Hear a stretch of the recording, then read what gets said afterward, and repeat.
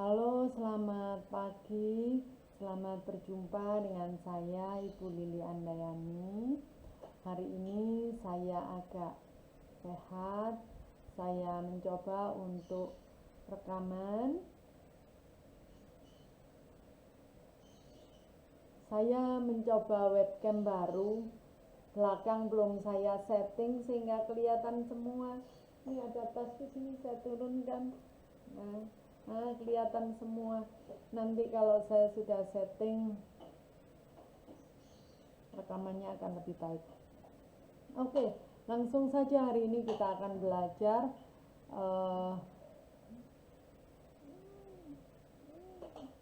usaha manusia dalam menanggulangi bahaya bakteri. Oke,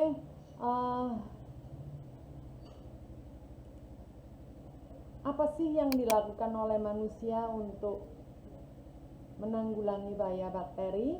Yang pertama dengan sterilisasi. Ya, sterilisasi alat-alat yang mau dipakai. Biasanya kalau lantai atau tempat-tempat tertentu bisa disemprot dengan karbol, desinfektan ya.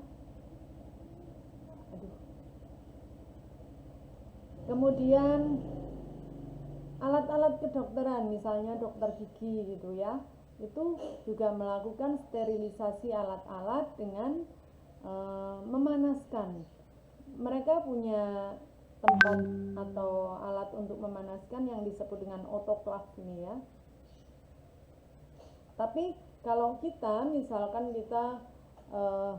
saya mau sendok makan saya bersih supaya nggak ketularan penyakit ini itu, maka ini bisa kita lakukan dengan pemanasan dengan cara direbus.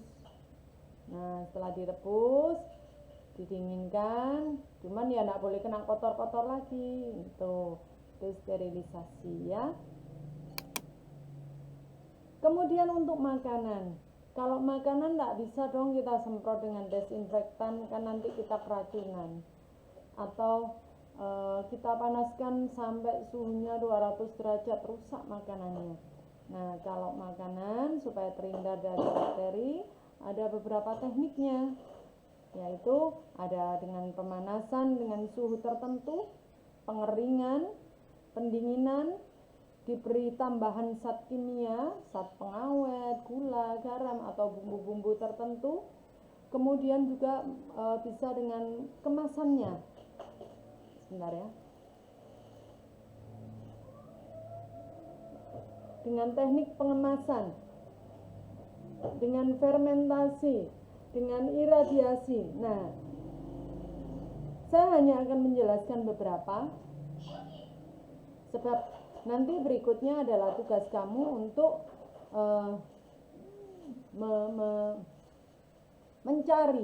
mencari teknik-teknik pengolahan dan pengawetan makanan. Karena makanan ini penting ya, penting. Semua makhluk, semua manusia di dunia ini butuh makanan. Dan makanan itu kalau diproduksi terlalu berlimpah pada suatu waktu tertentu, ini tidak habis dikonsumsi, sementara di lain waktu masih tetap dibutuhkan tetapi tidak sedang produksi atau sedang panen. Nah, ini kan repot. Jadi butuh teknik untuk mengawetkan agar makanan itu selalu tersedia. Contohnya pemanasan ya. Ini dilakukan untuk produk-produk susu ya, atau untuk peralatan dan kemasan makanan ya. Misalkan kaleng-kaleng makanan, kaleng yogurt atau botol yogurt itu sebelum dipakai itu harus disterilisasi dulu. Sebab kalau makanannya sudah steril lalu tempatnya juga tidak steril, nah ini juga bisa menimbulkan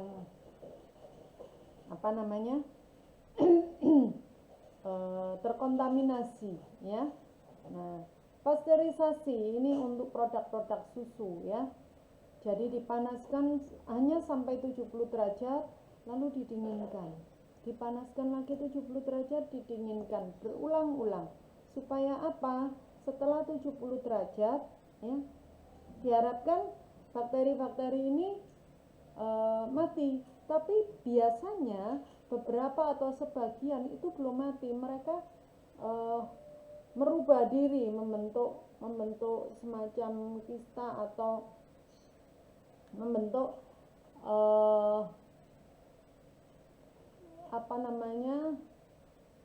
berhibernasi gitu ya.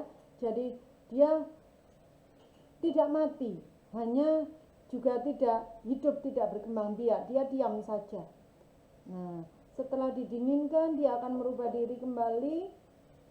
Nanti kalau keadaan sudah membaik dia akan berkembang biak lagi. Nah, ini kan repot. Jadi dipanaskan lagi. Diharapkan supaya sebagian yang belum mati itu mati. Nah, ini dilakukan berulang-ulang. Harapannya setelah beberapa kali semua bakteri itu menjadi mati. Pengeringan ini dilakukan bisa dengan dijemur di bawah matahari, tapi jemurnya itu dengan ditutupi plastik ya, ditutupi plastik, karena kalau dijemur begitu saja lalu banyak yang masuk ya, sama saja ya. Pengeringan di bawah matahari atau di oven. Nah, ada teknik lain yaitu diasap ya. Jadi diharapkan jadi kering tapi juga ada aroma asapnya. Ini juga contohnya bandeng asap atau ikan asap. Nah, itu juga lebih awet daripada ikan segar ya. Nah, yang jelas teknik pengeringan ini untuk mengurangi kadar air di dalam makanan, karena air adalah media yang baik untuk bakteri berkembang biak. Nah, tadi apa lagi ya? Ada banyak sekali tadi di atas itu. Saya tidak akan menjelaskan, tapi kamu nanti yang akan menjelaskan. Buat PPT 5 slide mengenai teknik pengawetan makanan untuk menghindari bakteri. Ada banyak sekali di sekitar kita ya. Bagaimana cara menghindari bakteri agar makanan itu bisa awet tapi juga aman untuk kita konsumsi. Saya beri satu contoh ya, PPT minimal 5 slide, boleh lebih. Pertama harus ada judulnya apa, makanannya, contohnya ini sarden, saya ambil sarden. Nah, sarden ini kalau dilihat itu mengawetkan makanan ikan, ini ikan beserta bumbunya, ada tomatnya, ada cabenya ya.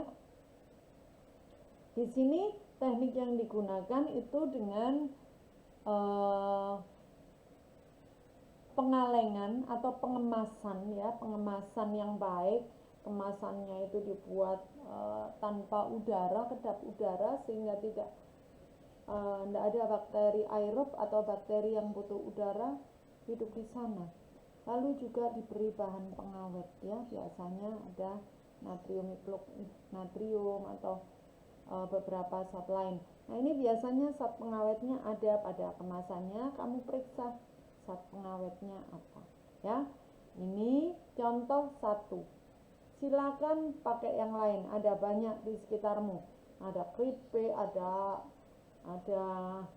tepung, ada macam-macam. Buat hanya 5 slide saja beri penjelasan di sini teknik apa yang digunakan dan apa yang mau diawetkan. Oke, begitu pelajaran untuk hari ini. Terima kasih atas perhatiannya. Semoga Anda semua semakin sehat. Jangan ada yang sakit ya, seperti saya nih. Aduh, sakit lama sekali. Saya berharap segera bisa sehat dan bisa langsung Google Meet dengan kamu. Kalau sekarang saya khawatir masih belum terlalu kuat ya. Ya, begitu dulu untuk hari ini. Semoga semua sehat dan bahagia. Selamat pagi, selamat belajar.